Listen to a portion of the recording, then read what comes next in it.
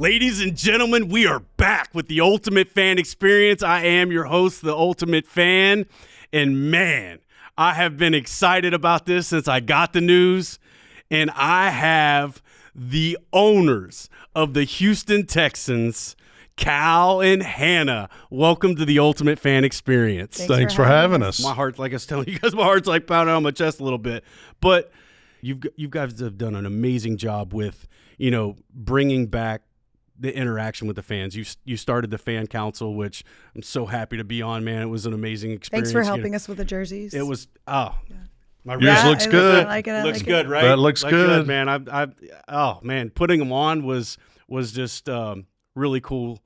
The fans reacted to some of the jerseys. I mean, they love the H-Town jersey, but the night that I wore the all red, they were like, I love fire. all red. It is fire, and I told everybody I've been excited about this since, we had talked at the H-Town party, and you're like, Ultimate, how was it, seeing the horn on there? And I was like, that's amazing. You're like, how'd you like seeing it on the helmet? And I was like, even better, With the chrome. Yes. Oh, I mean, it's just beautiful. I can't wait for that game, the Battle Red game. It's going to be amazing. I think that was yours. You like the chrome. I like the chrome, but Yeah. you have to approve everything. So Right. let's be clear. Cal also liked the chrome. Of course, So I know when we went to the reveal, and of course we're all sitting there like signing NDAs. You can't say nothing, can't do nothing, don't say anything, keep it quiet. And I'm like, but it's so hard. And then the next morning we wake up and we see this picture of this guy with the jersey on, and you went right to Reddit. And you were like, nah, this is not how a reveal goes. Let me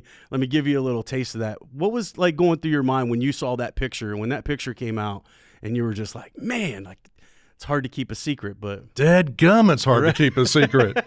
Yeah, we worked really hard and wanted to surprise everyone, but we got together, put our heads together, and decided we would kind of attack it head on and do it that way, and let the folks open the curtain back and let the folks see what the uniforms look like a little bit on our players. Yeah. And so I thought they looked really good, and They did. A great input from everyone on how that response, because we had a pretty active debate on how to respond to that. Yeah, and I'm sure it had to be quick, because Yeah. I mean the release, the picture that got released, I was like, man, dude, of course they'd have to release the smallest dude. It would like, no, I mean, yeah.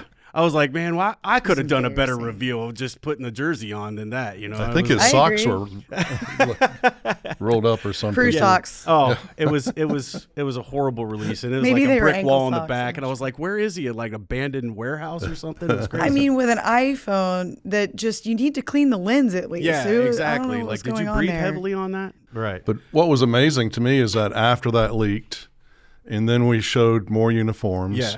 And then we had the big party following that up a couple weeks later. Right. The interest and the enthusiasm from the fans that were there, even though they had already seen the uniforms, Right. were just off the charts. Yeah. It was amazing. And it was, on our players. I mean, And on our that players, you guys, yes. when you saw it was on models, but to have all of our current players come out in the uniforms changed the way it looked and it felt and the vibe. Of It's course. just different. Yeah, and I mean, I guess you guys showed a video of all of them, putting the stuff on and the excitement they were on. I was like, man, that's a cool feeling. Well, they're the first to wear these things, and Yeah. so we have a history of keeping uniforms for a long time, and I'm sure we'll keep these for a while, but maybe some tweaks here and there. But these guys are the first to put on these new uniforms that we haven't changed in 20 years.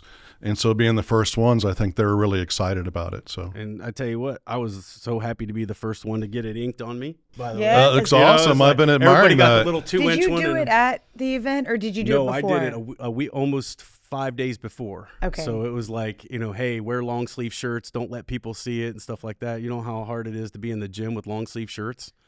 Whew, it is not easy. I wear them all the time. Yeah, I wear them all the I was like, time. yes. Yeah. He wears long sleeve at training camp. Yeah. Yeah, I don't know how you do that. I was blistering hot out there. It was like, and then of course one of the days I wore the H-Town colors, and it's black on Dark, well, yeah, yeah. just a dark blue. But I was like, man, this is, whew. It was. I was kinda hot. doubled up on shirts yesterday at the cookout, so Oh, it was yes. pretty warm. So the second part of that question is, so after that release, and then all of a sudden, bam, the helmet comes out, the H-Town helmet. And I loved how, like the dog, the chain. I mean, you put the hat on, and I was like, oh man, these H-Town colors were popping. You know how that happened? So we were having so every year at the season premiere we auction off a grill at our house, Cal Barbecues, and so right when we were there, that was why there was a whole pit there and everything. They said, oh, this got leaked. We were trying to figure out what happened. Cal puts the chain on, the dog's right there, takes the photo, lets it go. He's a natural, awesome. this dog. Yeah, he was. He's a beautiful dog. Beautiful dog. Yeah, and I mean, once I saw the leak, I was like, man, dude, these guys can't I was like, I'm doing a really good job of keeping a secret here. You are. Even my wife at some time, she was like, you got to tell me. And I'm like, I can't. I signed too many NDAs. I'm not getting in trouble for this, She's like, I'm your wife. And so eventually I kind of let it go to her, but I was like, you got to keep this quiet. You can't I say agree. anything, You got to tell your wife. Wait, who's our attorney? Did he hear that he leaked to his wife? But nope, you did not hear that. We're going to edit this part out. Spousal privilege. Spousal privilege. There you Got go. It. Let's see. Okay. There. Thank you, Hannah. I appreciate You that. better be telling me everything. I don't have NDAs. Well, coming up after that was draft. The draft party, which was amazing, by the way. It was Change of location. Yeah. Very good. That's Well, good I to mean, hear. I was there for that, but I was like, when we went to the theater, right? Is where it was at. But the one with CJ and Will, where you guys went 2 and 3. How much involved in that were you? Because when I talked to you, you were like, get ready. Just be ready on your toes tonight. You don't ever know where we're gonna go. We can move up, we can move down. How did the talks go? They're like, we really want CJ, but we want Will. I mean, how did all that go down? Well, they wanted to. Cal just said, okay. Whatever.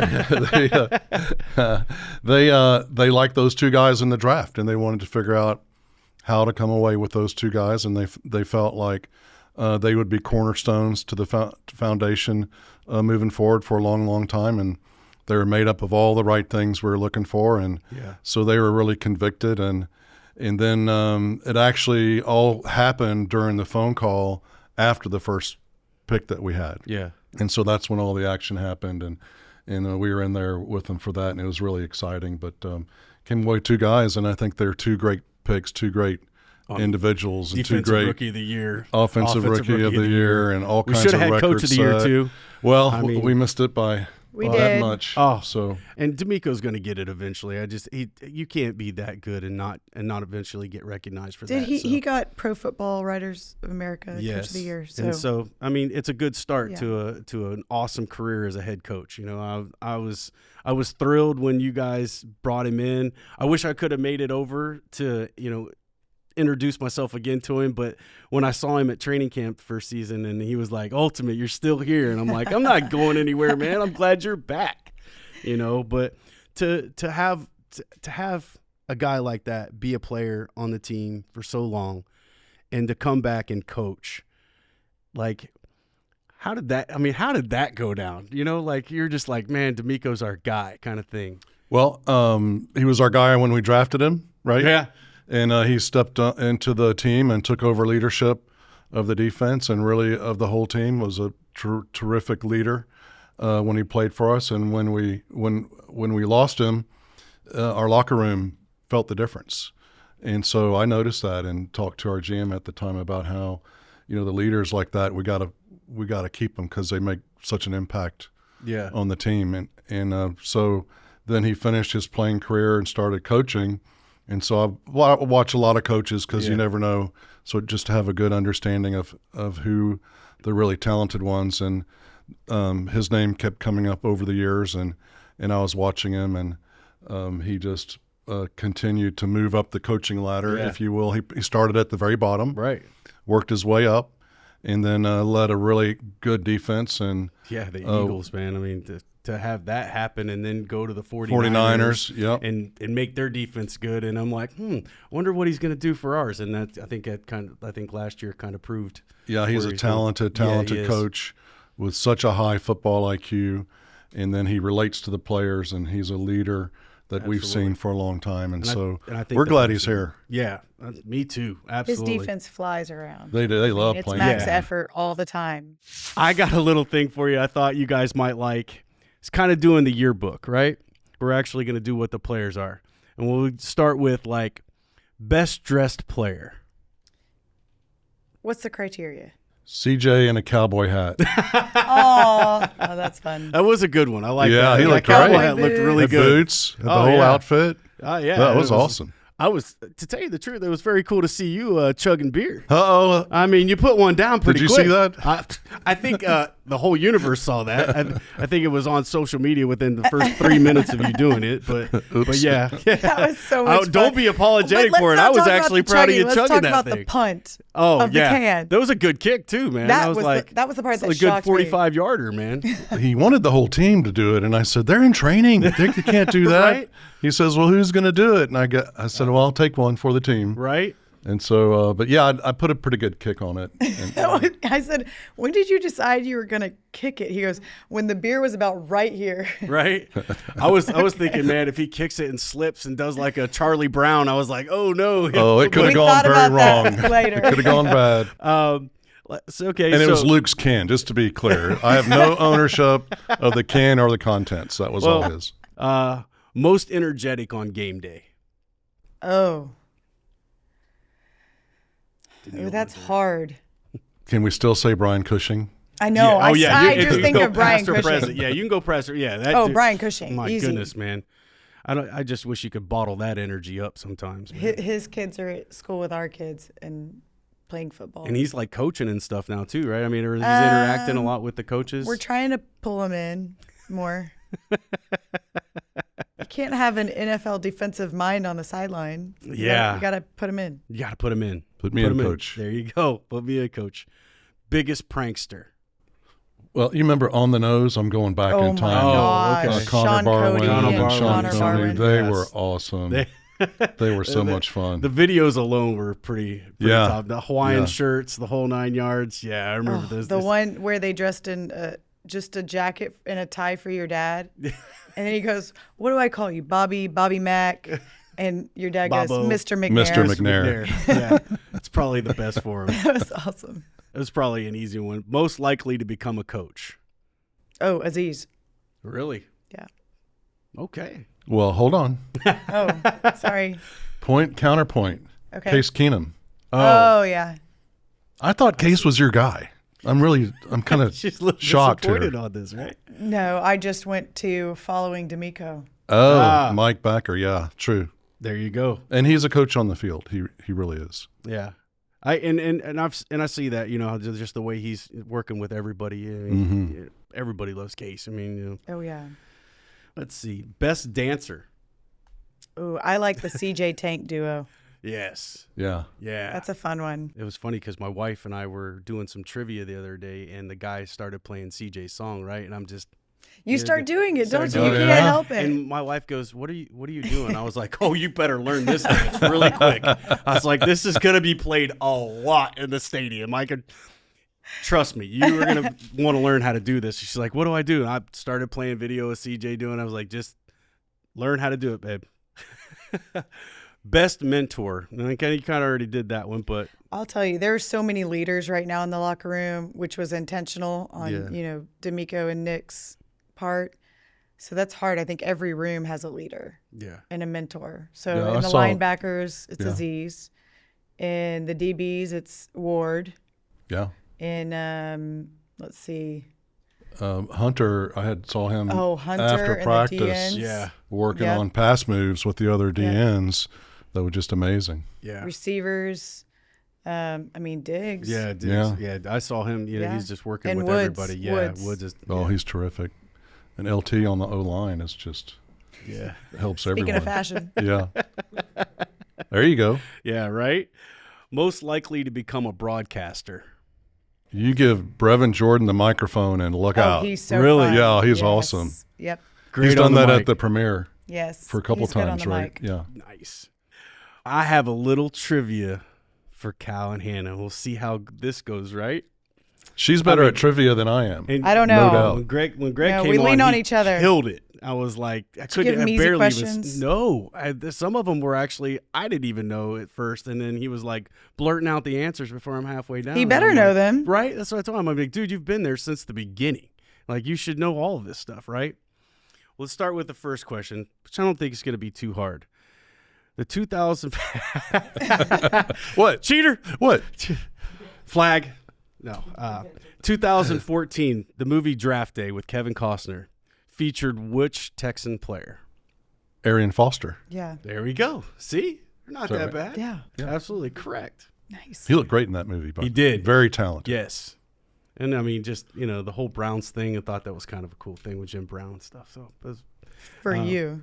well, not for me. I'm Ohio boy. Didn't do that for any of the other teams lately. Thank a Brown. Have you thanked a Brown lately? I thank him for coming and getting their tushes beat. Yeah, in the playoffs. I thank him for all of our players. 2002, the Texans became just the second expansion team since 1960 to do what? Win their opening game. Win their opening game. Good job. Yes. You beat me. She beat me to the buzzer. That's fine, but it's all good. The Houston Texans' first ever shutout win on December 26th of 2014 was against who? Wait. Omar, give us a hint. Hold on. Which year? 2014? They're in our division. 14? Jags. Yes. Jags. You are, and it was 21-0. Yeah. Ooh. Okay. Yeah, 2004. 4. Oh, I thought you said 2014. I was you like, said what? 14. Oh, I did. That was my misspeak. I was no like, wonder. We can go on. we almost had a shutout. 2004. That was my bad. We can edit that one out. We still got it, right? We're not editing No, anything. you need to leave that one in there. Because I fumbled, yeah. And when I mess up, it's not a good one, right? All right. The Texans' record for the most receptions in a game by a wide receiver is a tie between Andre Johnson and which receiver? It was against Atlanta in 2019. And I got that date right. It's not 19. Hopkins, was it? Mm-mm. Oh, not Will Fuller. Yes. No, really? Mm-hmm. 14 receptions. Will was good, but had some injuries. Mm-hmm. Man, he could fly. He could. He's like that kid you want to put stickum on. Yes. Yes. He could fly. Yeah. Decided to catch the ball. Yeah. The only Texans player to ever catch 3 interceptions in one game. Name that player. Is it Aaron Glenn?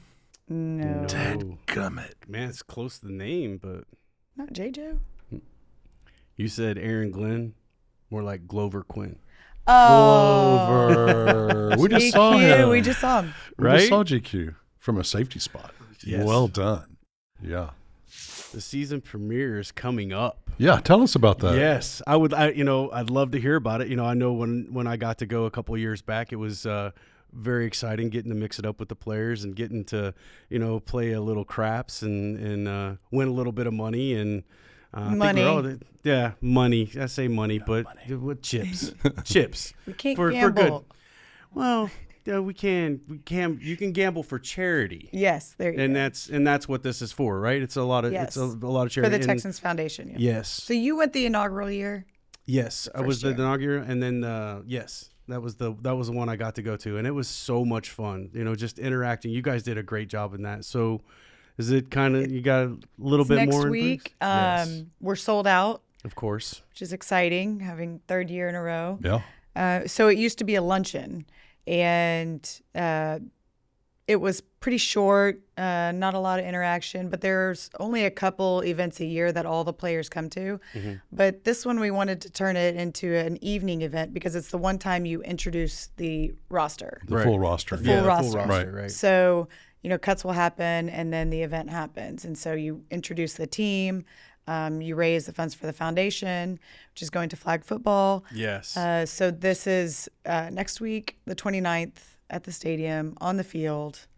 No Wish you rain. could be there, but you can't because it's sold out. So we've the first year we did it, we doubled what we ever raised, and biggest event we've ever raised. So we Right. doubled it that year, and then we've doubled it every year since then. And I think this year is definitely gonna break records. So we thank everyone for their support. Yeah. Yeah, that's absolutely. awesome. And Great then- event. Yeah, it is, and the food was delicious. I mean, Yes.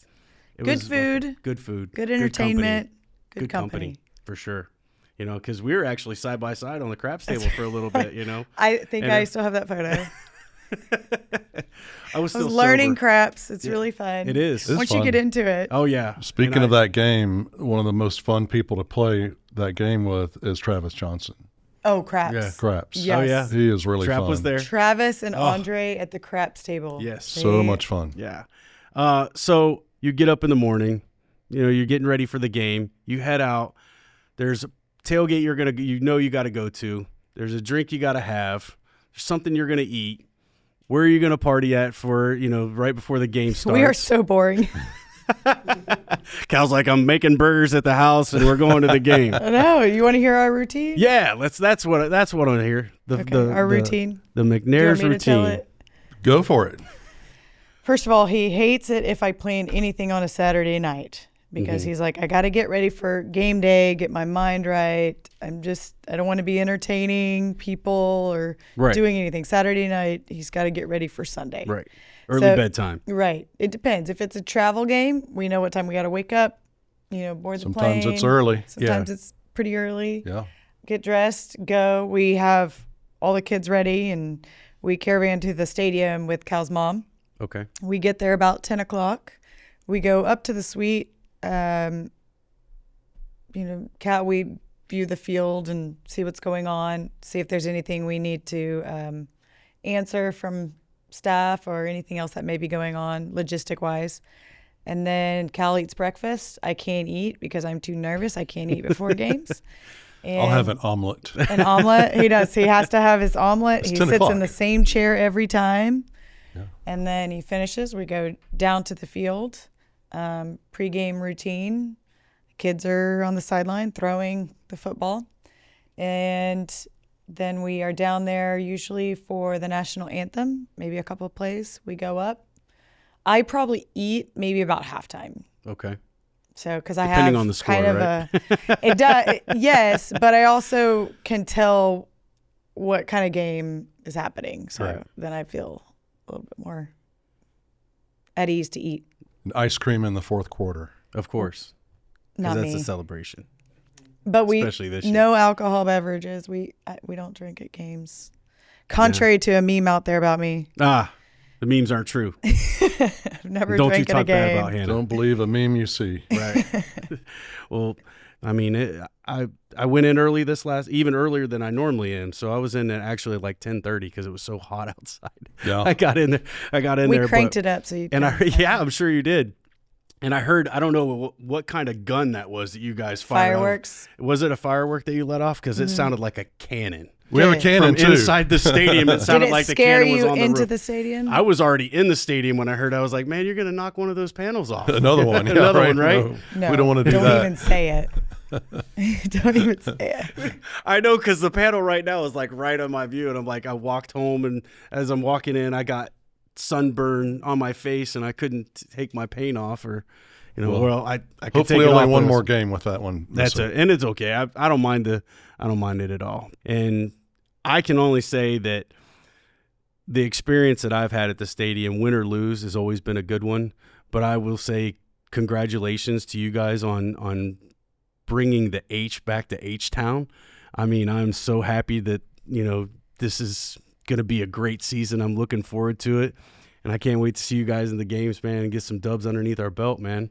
We'll see you tomorrow, right? Yes, Yeah? I'll be there. Let's go. Bright and early. I will be there. Our favorite into a game day is a W. Yeah. Oh. Yes. And then high-fiving the guys as they come off. Yes. Absolutely.